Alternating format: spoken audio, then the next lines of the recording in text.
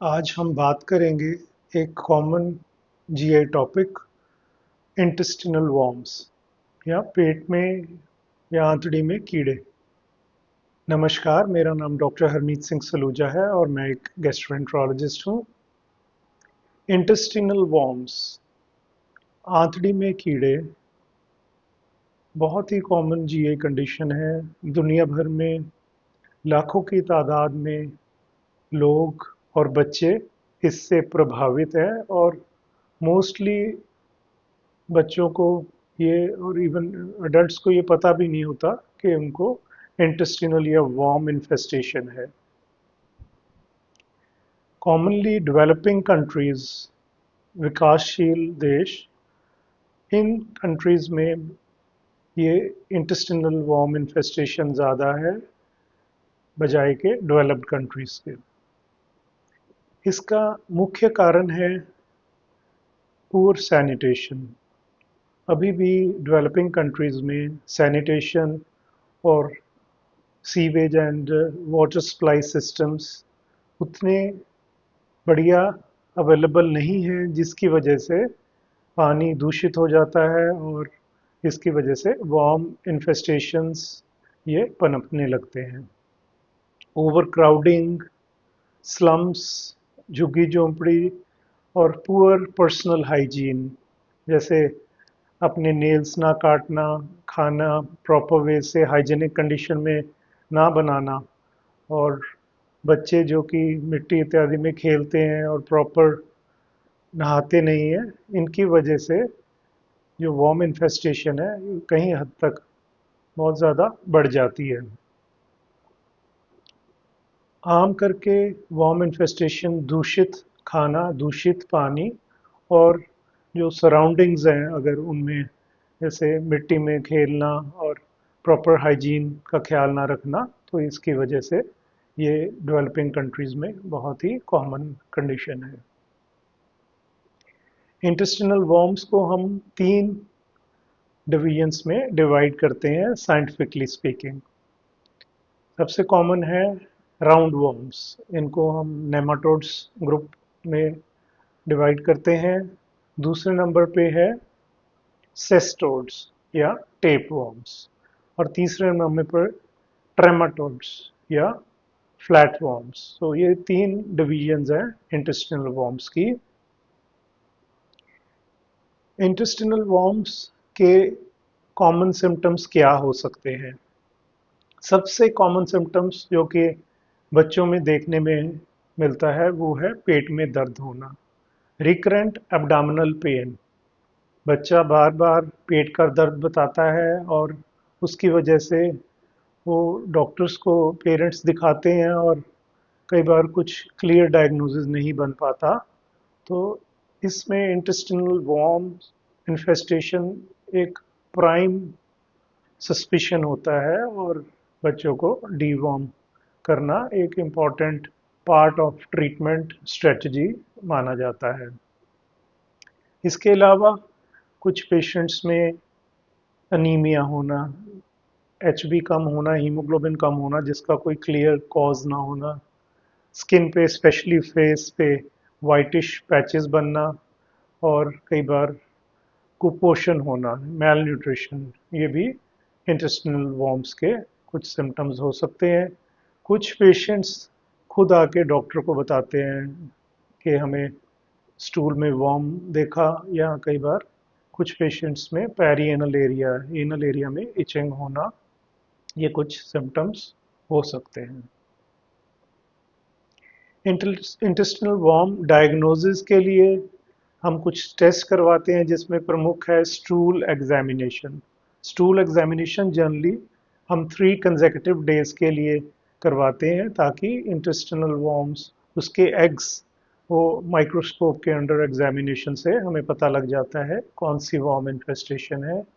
3 दिन इसलिए कराते हैं क्योंकि जो एग्स हैं ये इंटरमिटेंट शेड होते हैं स्टूल्स में, तो 3 कंसेक्यूटिव डेज से चांसेस बढ़ जाते हैं कि हम कौन सा वॉर्म है वो आइडेंटिफाई हो जाए उनकी एग्स की माइक्रोस्कोपिक एग्जामिनेशन से।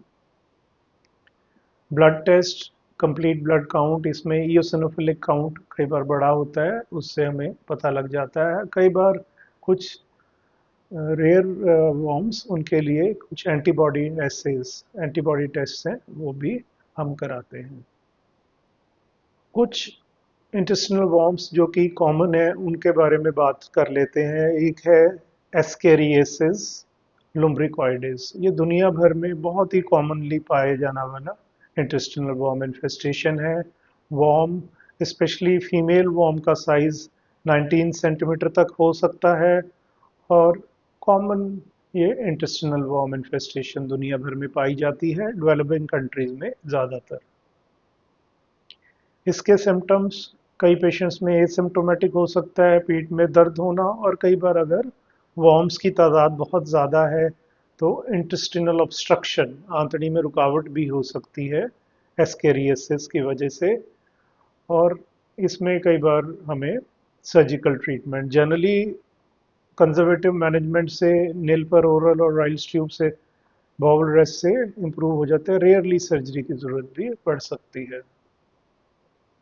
एस्केरियसिस ऐसा वॉर्म है, कई बार ये बाइल डक्ट में जाके बिलरी कॉलिक, आंतड़ी में और बाइल डक्ट में अगर प्रवेश कर जाता है तो बिलरी कॉलिक की वजह से अब्डोमिनल पेन हो सकती है। और कई बार हमें अल्ट्रासाउंड पे ये पता लग जाता है कि एक linear shadow in the bile duct दिख जाती है, और हमें ईआरसीपी करके दूरबीन के जरिए इसको निकालना पड़ता है। एक और कॉमन वॉर्म जिसकी हम बात कर लेते हैं वो है hook warm infection. Hook warm infection generally इसके अलावा स्किन से बॉडी में पेनिट्रेट करते हैं, और ये स्किन से होते हुए इंटेस्टीन में चले जाते हैं। वॉर्म का साइज छोटा होता है, बट इसके मेल एंड फीमेल वॉर्म्स ये ब्लड को सक करते हैं, और इसकी वजह से अनीमिया हो सकता है। खास करके रूरल एरियाज में, फार्मिंग कम्युनिटीज़ में, और जहाँ अभी भी शौच बाहर जाके खेतों में करते हैं या डेफिकेट करते हैं इन द ओपन, वहाँ पे अगर नंगे पैर जा रहे हो तो ये हुकवॉर्म इन्फेस्टेशन अभी भी रूरल इंडिया में कॉमन है, और इसकी वजह से कुपोषण और अनीमिया ये मुख्य सिम्टम्स देखने में आते हैं। एक तीसरे प्रकार का वॉर्म जो कॉमन है उसको कहते हैं एंट्रोबियस वर्मिकुलरिस, या कॉमन लैंग्वेज में पिन वॉर्म इन्फेक्शन। ये वॉर्म्स भी छोटे साइज के होते हैं, और इनकी एक पेक्यूलियर टेंडेंसी होती है फीमेल वॉर्म की कि रात के टाइम वो पेरीएनल, गुदा के एरिया रेक्टल में होके एनल एरिया में एग्स ले करता है, जिसकी वजह से पेरीएनल एरिया और एनल एरिया में इचिंग होती है, खुजलाहट होती है एनल एरिया में, और ख़ास करके रात के टाइम।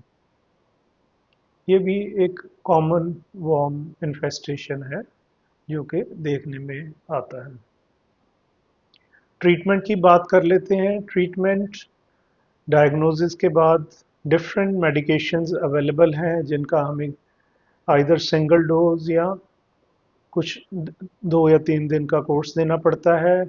कॉमनली जो यूज ड्रग्स हैं वो है एल्बेंडाजोल, मेबेंडाजोल, आइवरमाइस्टिन, प्राजिक्विंटाल। तो इनकी डिटेल में मैं नहीं जाऊंगा, अपनी डॉक्टरी सलाह के तहत आप ये मेडिसिन ले सकते हैं। कुछ पेशेंट्स में हमें ये रिपीटेड कोर्सेज देने पड़ते हैं और लंबे अरसे तक मेडिसिन देनी पड़ती हैं, depending upon the severity of the infection. इसके अलावा prevention is the best cure. Health hygiene maintain करके रखें, स्वच्छ पानी पिएं, गर्म चीज़ें खाएं, कटे हुए फल इत्यादि, ओपन में पनपती चीज़ें या ओपन में जो बिकती हुई चीज़ें उनका सेवन ना खाएं। हाइजीन मेंटेन रखें, नेल्स प्रॉपरली कट रखें, और डेली बाथ लें, और अच्छे कपड़े डालें, स्वच्छ पानी पिएं। इन कंडीशंस और इन चीज़ों, इन एहतियातों को अगर आप डेली अपनाएंगे तो इंटेस्टिनल वॉर्म इन्फेस्टेशन से बचे रहेंगे। कुछ डॉक्टर्स का मानना है कि इंडिया में एवरी 6 मंथ्स हमें अपने आप को डी वॉर्म करवा लेना चाहिए।